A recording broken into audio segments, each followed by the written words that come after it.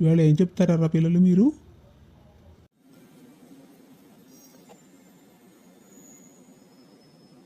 పాడుబడిన కోట, కోట వెనుక పేట, పేట వరకు బాట, బాట పక్క తోట, తోట లోపల మోట, మోట కోసం రాట, రాట రాట తిరుగు చోట, రాగాల పాట, పాట పాడు నోట, పంచదార ఊట, అందుకే పూట పూట వేపించు పాట, చిన్నారి నోట ఒక కొత్త పాట.